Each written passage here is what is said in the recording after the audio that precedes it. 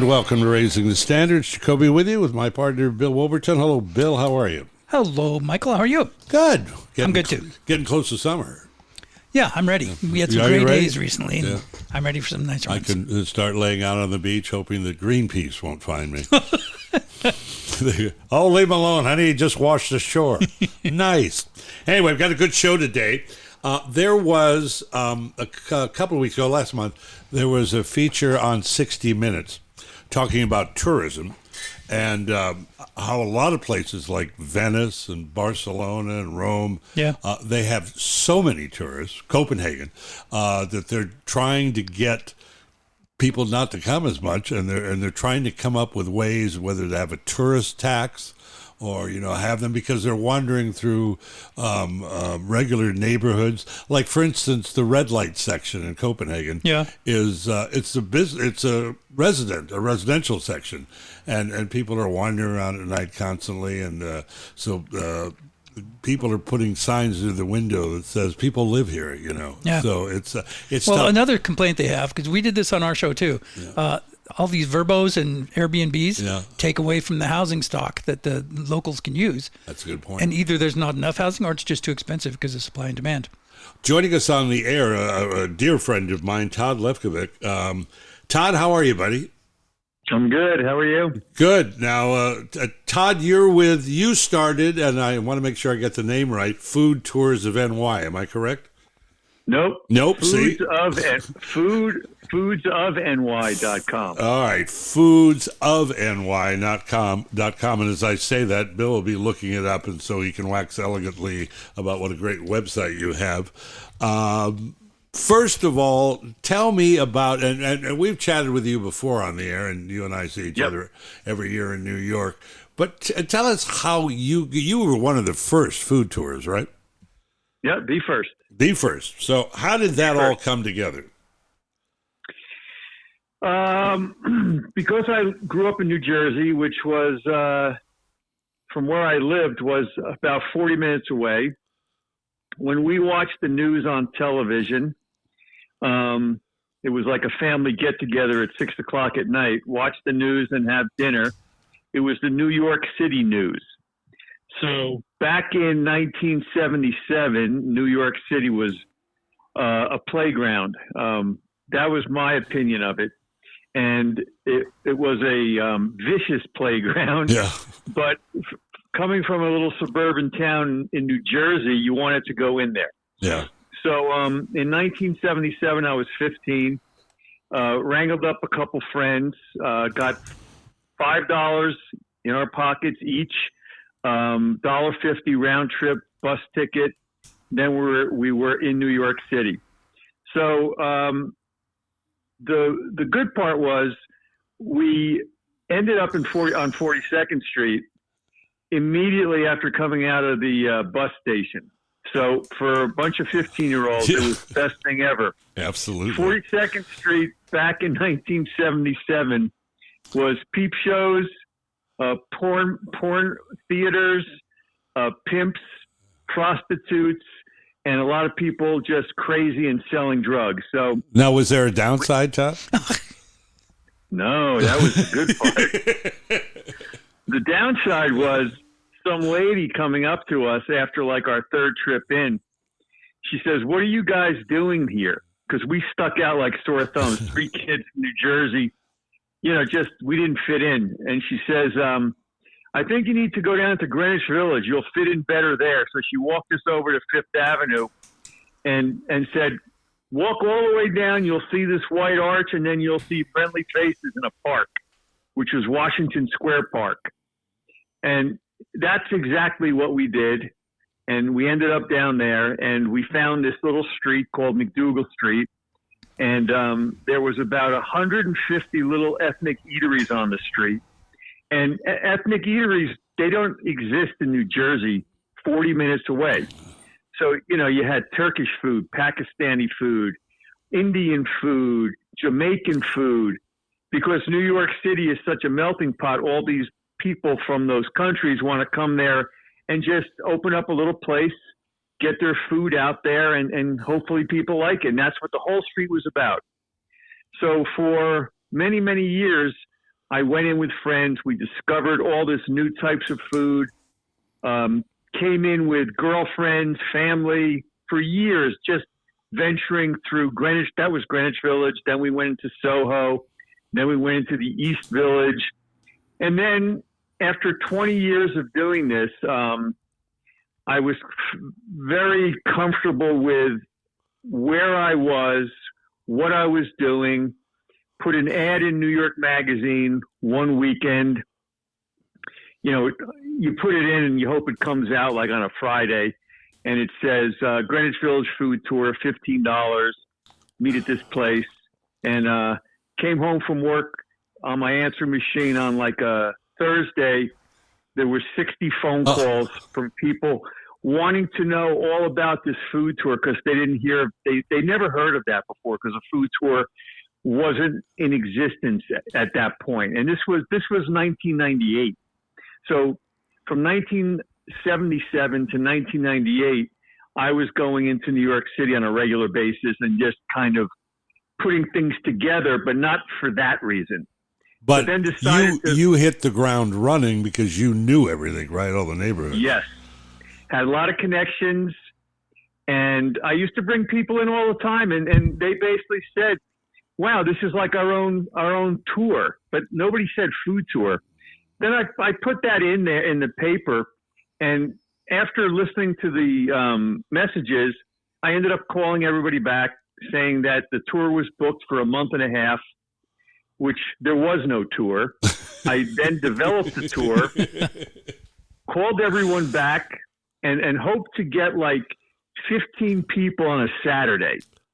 So basically what you do back then, this was 1998, you know, there's no reservation system. There's no real internet yet for this.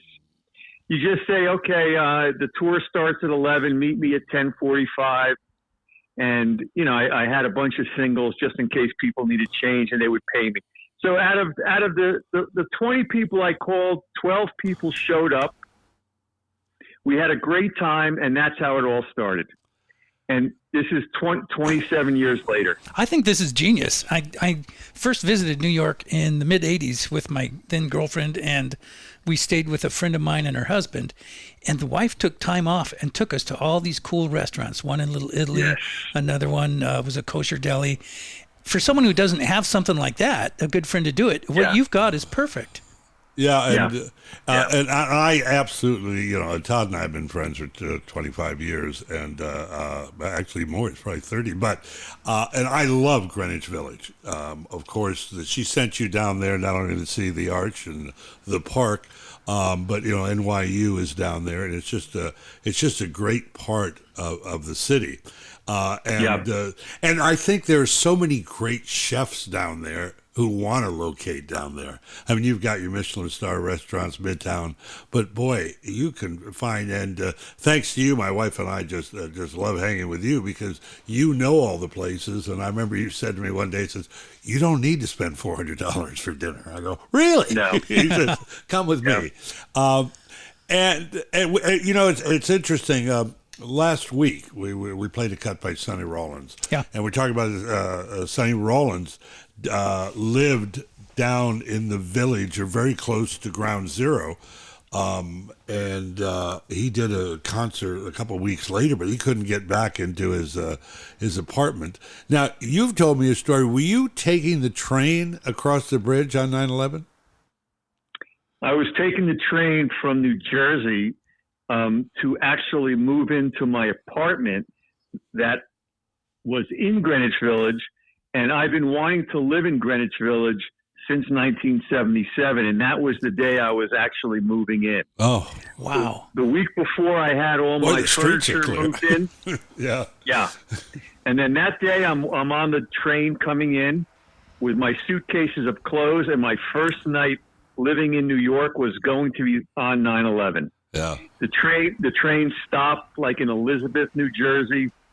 And if you look out the windows, you can see the skyline. Yeah. And as the train stopped, you know, everybody's phone at the same time just started ringing because people were wanted to know where we were. Were we in New York yet? and our train didn't get in yet. It was like another 15 minutes. And the train stopped. We looked out the window. We saw one of the towers already, big plumes of smoke. And then, just to make a long story short, by the time we ended up getting on the other side of the track and going back home, both towers were already down. Oh, wow. Within like an hour. Yeah. Now, now you had just started the business 3 years prior to that. I mean, yeah. Did the bottom fall out? Yes. So, again, my dream is finally coming true about living in New York, working in New York, and starting this food tour business. So, yes, by the time I got back to my condo that I already sold, but it didn't close yet, I turned on my computer, and basically 90% of the tickets that we sold from that day, probably 3 months ahead, were being canceled. Oh. So you just thought that it was the end of the world and like New York's never coming back, because you just, who knew what was going on at the time? Yeah. So it was disaster. Well, so mercifully, it does come back, and it came back better than ever, although your old haunts on 42nd Street have cleaned up probably more than you want. But I know you're looking at their website. Folks, give me your website. foodsofny.com. Okay. Yeah, I was comparing the 6 different tours. Yeah. And the one I picked was the first one I wanted to do is the original Greenwich Village. I mean, before you were talking about it, I just thought, oh, that looks really good. It's one of the best. They're 4 hours, aren't they? 3 hours. 3 hours. So the best 3 hours I've ever spent. I've taken all their tours. Have you? The best 3 hours I spend when I'm there. Yeah, in New what York. fun. It's amazing. Particularly the Greenwich Village tour. You go by Cafe Wah, where Hendrix used to play. Yeah. You go past what was the comedy club? The Comedy Cellar, where everybody played. Where everybody played. It's just an amazing. And your tour, you've got a tour of Chinatown. Got a tour of Chinatown, Nolita, which is a neighborhood that used to be Little Italy, but has been gentrified, and Nolita stands for North of Little Italy. We have a tour, 2 different tours of Greenwich Village, a tour of Chelsea Market and the High Line, and a tour of Brooklyn. And Soho is south of Houston? Soho is south of Houston, okay, yes. That's the... okay, and it's wonderful. I can't say enough about these tours. The fact your staff is remarkable, and your passion for this is unparalleled in the industry, and thank you for that. That having been said, my friend, as I introduced the thing on from 60 Minutes, I know your business of tourism, tail has started wagging the dog in an awful lot of cities, hasn't it, around the world? Yeah, but it's a different way. It's a different thing in those, like when you mentioned Venice, right? Yeah. Picture Venice. If you've been there, you know what it looks like, and it's a little tiny place with canals and streets. And then you have gigantic cruise ships coming in. Just an absolute abortion seeing them next to those wonderful buildings. Yes. So what happens is you get, these cruise ships now, I don't know how many people are on a cruise ship, but a lot. So in one fell swoop, you have the entire cruise ship coming off and ravaging through the streets. So that does cause a problem, and that is annoying for the people that live there. And the same, it doesn't happen like that. Even though we have cruise ships coming into New York, it doesn't happen like that. No. And New York is a lot bigger, and it's just not annoying. Like I live in Greenwich Village, and everybody that comes to New York, they don't stay in Greenwich Village, but they want to see Greenwich Village. So it's busy. It's not as annoying as people think. On the weekends, only Friday and Saturday night is it busy. And that's a lot of You know, college. That's a lot of college kids too. A lot of college kids, a lot of people coming in from New Jersey, Connecticut, Brooklyn, Queens. You know, so people are coming into Manhattan, you know, more on Friday and Saturday nights than Sunday through Thursday. When you're in Greenwich Village or anywhere in New York, Sunday through Thursday, it's a pleasure. But what most people don't realize that get annoyed with tourists, and in New York, like in Greenwich Village, they're called curmudgeons. and the reason for that is they don't understand, because there's this narrow-mindedness that is affecting them, and they don't understand that a tourist brings money. And the more money people spend in a neighborhood, the better the neighborhood is, because the locals, the curmudgeons, they're not the ones supporting the local businesses that much. The local businesses really depend in New York City on tourists. They depend on locals, but they really depend on tourists. If you ask any business owner, they're going to make the majority of their money Friday night and Saturday night. Yeah. And, you know, if it's a nice day, Saturday and Sunday during the day. But yes, I understand the annoyance of it, but I also understand that without tourists in a lot of cities, those cities wouldn't survive. Well, and you're very fortunate too, Todd. The fact that you live in the village, you're not an absentee owner. You live there in the village, and if I'm a big New Orleans guy, in addition to New York, and if you go to New Orleans and only stay on Bourbon Street, it's like going to New York and only going to Times Square. Times Square is annoying. You don't want to go there, and it's just goofy. And I mean, but if you want to play that game, do it. But Greenwich Village is just like a little parish out on the side, like in New Orleans, that you can go out and see the real world. And the food is absolutely spectacular. And we should point out, Foods of NY, this 3-hour tour stops Bill 6 times for something to eat. Wow. Yeah. So talk. Okay, give me. We've got a couple of minutes. You take the 3-hour tour. Let's say of Greenwich Village. Where are the stops Where are the stops you make, and what do you get? Okay, we meet at Murray's Cheese Shop. I'll be quick about it. We get a homemade mac and cheese made from the staff at Murray's, fresh, just so you get a taste of cheese, and basically something that they make that you can just go back for instead of buying a hunk of cheese. Then we go to Joe's Pizza, quintessential New York slice of pizza. You know, there's a ton of pizzerias in New York City now that are amazing. Joe's is like one of the first amazing ones, and they're still amazing. They've been around since 1975, still rated in the top 10. Then we go to Taco Place, a newer place, but you know, fits in the neighborhood perfectly. We have some tacos. Then we go to an old Italian place. They make spaghetti and meatballs, but since we stop in so many places, we just get a meatball and sauce. This way you get a taste of what it would be like. And everybody knows what spaghetti's like, so you just go back for that when you have time. Then we go to a couple bakeries. One bakery, we get this amazing chocolate chip cookie. And none of these places are commercialized. They're all mom and pop owned, which is good. Some of them for many years, like the Murray's Cheese Shop since 1940. We go to this Italian pork store since 1900. We get a rice ball and homemade salami there. Then we go to another Italian restaurant. We have eggplant rollatini, fresh made focaccia bread. Each tour, you have 2 to 3 restaurant sit-down tastings.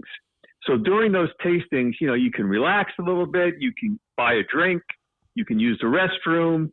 If it's cold outside, you warm up. If it's hot outside, you cool up. So the tours are all balanced out. So it's not like you're just standing outside tasting things on the sidewalk or in a shop. Right.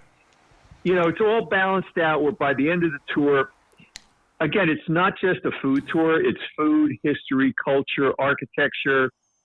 You really immerse yourself into the neighborhood. So when the tour is complete, you're comfortable enough to come back and enjoy it on your own.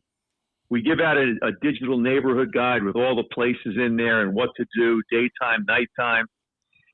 That's basically the gist of it. So that brings me a logistical question about this then. If it's a fairly rigid schedule and they know how many you're showing up with, does that mean the food's ready for you when you arrive? You don't have to wait around?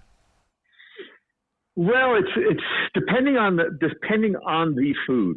So, like, for example, if it's pizza, they know that we're going to get there at a specific time. So they're going to pull the pizza out 5 minutes before we get there, let it cool off a little bit, cut it up. Tour guide goes in there, gets the tray. Yes. So in that respect, yes. If it's like fresh filled cannolis, they will fill them 15 minutes before they get there, put the box on top of the counter, tour guide's name on it, tour guide picks it up. So in the days of people going to all these places because of TikTok, Instagram, you know, viral places, and you go to a place and you wait in line for 2 hours to get something, we bypass that line. Yeah, this sounds like great fun. Yes, and we just walk right past everybody. Yeah. We walk into the place, whether we're going to sit down or it's going to be a sidewalk tasting. So it's really like you don't have to plan things ahead of time. You know, if you're going to bring some people in to New York and you want to do something and you don't want to just go out for brunch and you want to kind of explore, you just kind of sit back and let us do the work. Well, and you know, go ahead. And I was just saying, in New York, to spend 3 hours to be entertained and get something to eat is well worth the $200 a ticket. Or is that wrong? That's $200 a ticket? Yeah. Is that a little high? It's a little, very high. It's $89 a ticket. Wow. See, now that's a heck of a deal. Yeah, it's better than Disneyland with a fast pass. That's exactly right. And it is like Disneyland. With a fast pass. And you made the point about the curmudgeons and not realizing the importance of tourism. Talk about the ultimate win-win with you and your relationships with the restaurants, because as you say, the first bite's free. You might want to be back later, and they're going to come back to dinner. I mean, it's a great deal for them as well. Oh, yeah, yeah. The original arrangement that I made when I first started developing the tour was I don't want to get anything for free from any of the establishments. So the establishments didn't really understand the concept of a food tour. Even though I was a good customer in all these places, they just didn't understand what I was doing because they thought there was some type of ulterior motive. And I'm like, no. We're going to bring people to your place. We're going to buy food that we want to serve them. They're going to taste it, and the goal is for them to come back and bring friends and enjoy it on their own and keep coming back as like regular customers. If they are tri-state area people, if they visit a couple times a year, if they come back once every 3 years or whatever. So yes, they don't pull out any money when they're on the tour. They don't see us paying for anything. You know, we put the orders in ahead of time, right, and everything is all set. Well, as Bill said, it's genius, and and it's done. And you're needless to say, you're not the only tour anymore in New York. Since you're the first one, they're everywhere, but they don't compare. They what you do is New York, and that's what's so special about it. I couldn't recommend it any more highly. It is just a great deal. And we really appreciate, Todd, you taking time, and we're going to keep those big cruise ships from docking in Greenwich Village. That's good. We don't want any part of that. They won't be going to the little island and throwing out the lifeboats. No. Anyway. No. All right, my friend. Thank you for taking time to chat with us, and we highly recommend Foods of NY. Check out the website, and if you get back to the right coast, pay them a visit. They are special. See you, buddy. Love you. Guys. Take care. All right, take care. Have a good night. Thanks. Bye-bye. He is such a good guy, and as to say, because I've been in New York every year for the last 30 years. And when my wife and I would go, we'd once during the visit, we'd go to like a $500 dinner, Sure, and stuff like that. And Todd and I have been friends a long time. And finally, he goes, "Will you quit doing that?" I said, "Well, I got a budget." He goes, "Just come with me." And last year when we were there, he took us to a Hungarian restaurant, and things just that you would just nobody knows about. Oh, it was such a great experience. Amazing food. Having a knowledgeable person take you around. Oh, it makes all the difference. You in the know, world. in New York, I got to ask you if this one thing is still true. Okay, yeah. It was, I don't remember if it was just 3 of us or all 4 of us this particular evening. And I think it was in Little Italy, and we went into a place, and they said they'd have us seated in like 5 or 10 minutes.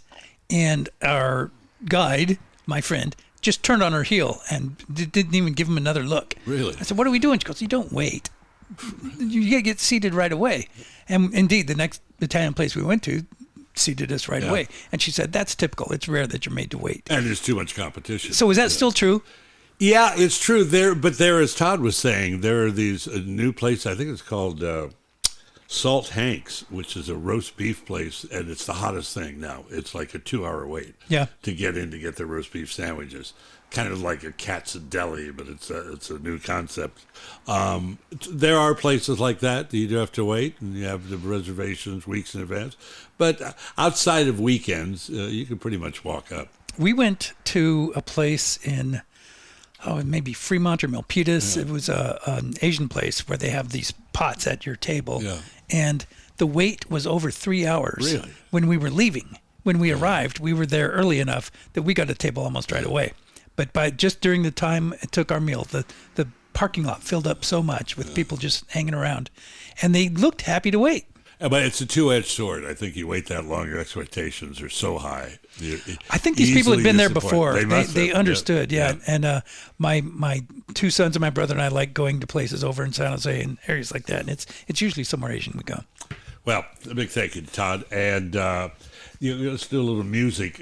Next show, we're going to have Judy Wexler on, who's a marvelous vocalist who just appeared at the Club 54 in New York City. Old friend, and we've had her on the air before. But she did an album a few years ago of Paul Simon tunes. And to me, this version of American Tune is as good as it gets. You are listening to Raising the Standards, the Internet's finest hour. Anywhere. I've been mistaken and many times confused. Yes, and I've often felt forsaken and certainly misused. But I'm alright, I'm alright. I'm just weary to my bones. Still, you don't expect to be bright and bon vivant, so far away from home, so far away from home. And I don't know a soul who's not been battered. I don't have a friend who feels at ease. I don't know a dream that's not been shattered or driven to its knees. But it's alright, it's alright. We've lived so well, so long.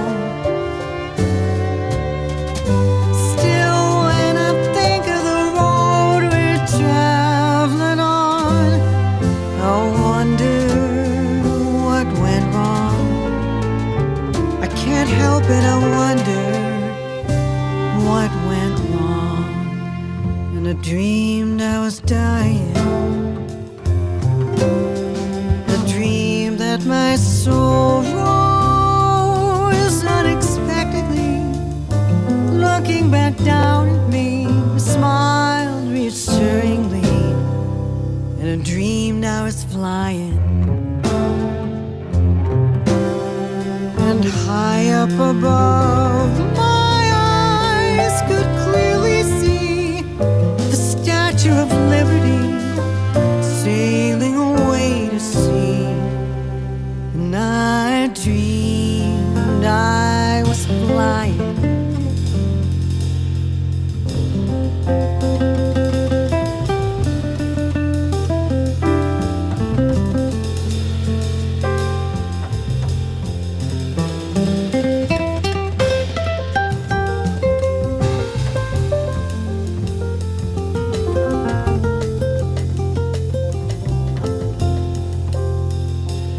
come on the ship they call the Mayflower. We come on the ship that sailed the moon. We come in the age's most uncertain hour and sing an American tune. But it's alright, it's alright, it's alright. You can't be forever blessed. Still, tomorrow's gonna be another working day, and I'm trying to get some rest. That's all, I'm trying to get some rest. How long?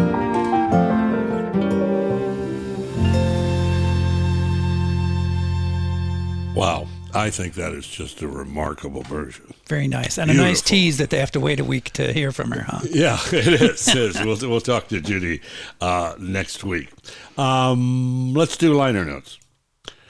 Today, our heartfelt tribute to a director and a song, along with a film.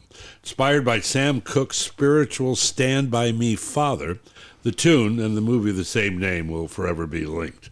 Written in 1960 by Benny King and the legendary duo of Lieber and Stoller, Stand By Me would reach #1 on the R&B charts. When the night has come and the land is dark and the moon is the only light we'll see. 25 years after the record's release in 1961, Stand By Me was used in the wonderful Rob Reiner film of the same name. No, I won't be afraid. Oh, I won't be afraid. Just as long as you stand by me. Now, I highly recommend that you enjoy it here on the show, but this is part of a video that go to Raising the Standards Facebook page or my Michael Jacoby page because it's well worth watching, and it includes within the video the movie stars River Phoenix and Will Wheaton along with King himself. I love music, and I love videos, and I love this one in particular. Again, I highly suggest you take a moment to go online and watch it. It still, 4 decades down the road, hits home and touches your heart. Enjoy.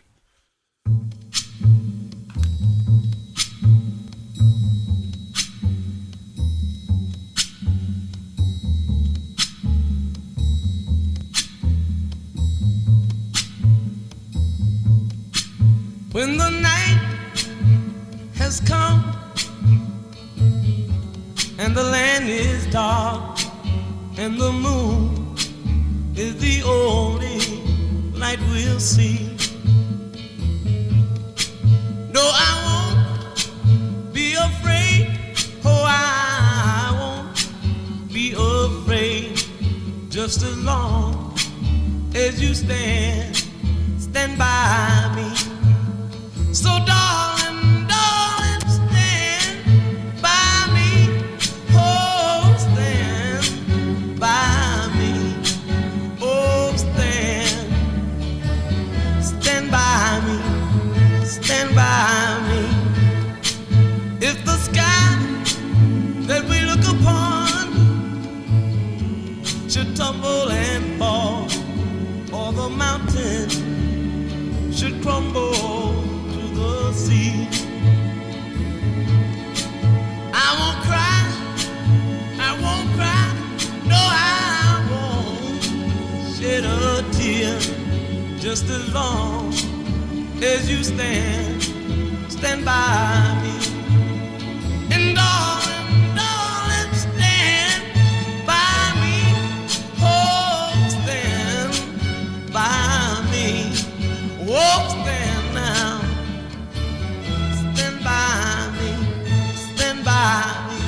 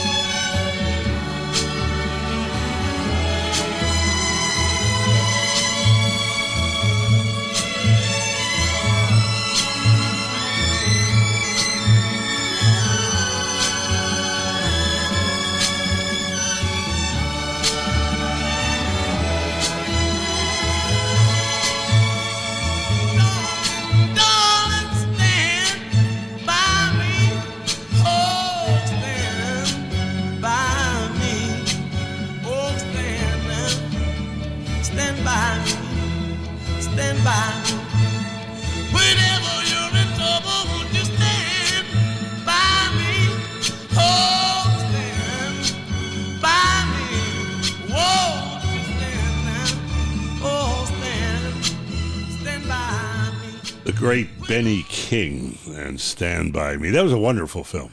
I remember enjoying it, but it was so long ago I don't remember what the story was. And it was about four kids who are buddies, like 10, 11 years old. Yeah. And they find a body on a railroad track. Oh. It's fascinating. It's a great coming-of-age story.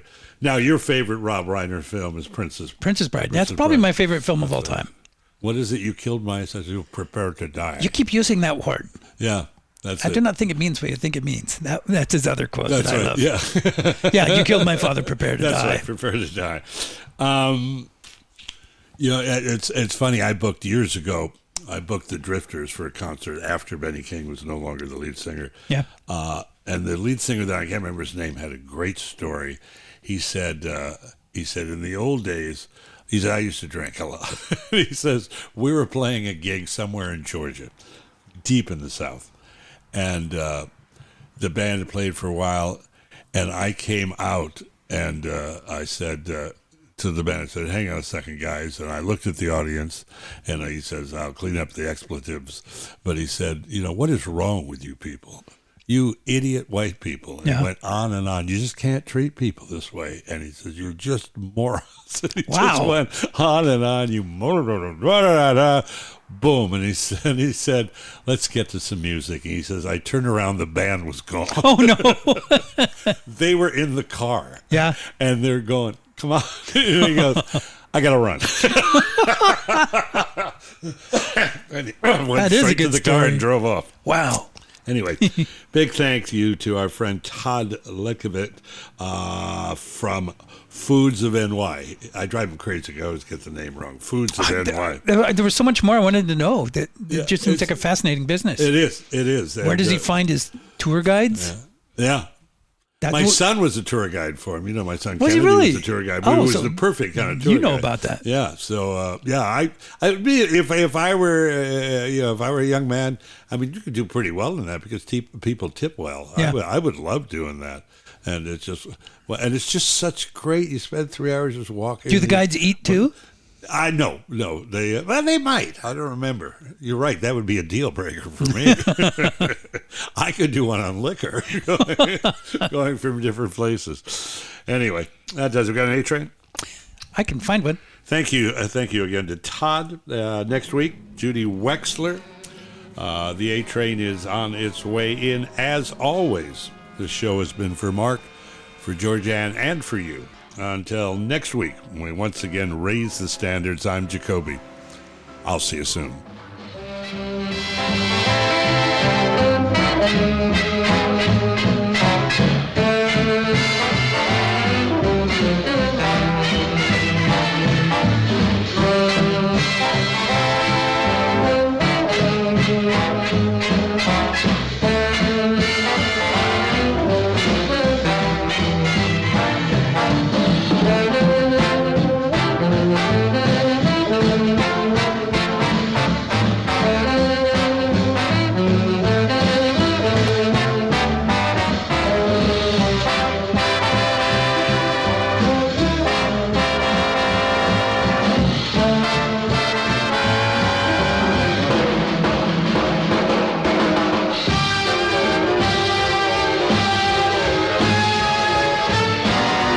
Hurry, hurry, hurry, take the A-train to get to Sugar Hill way up in Harlem. If you should take If you should take a train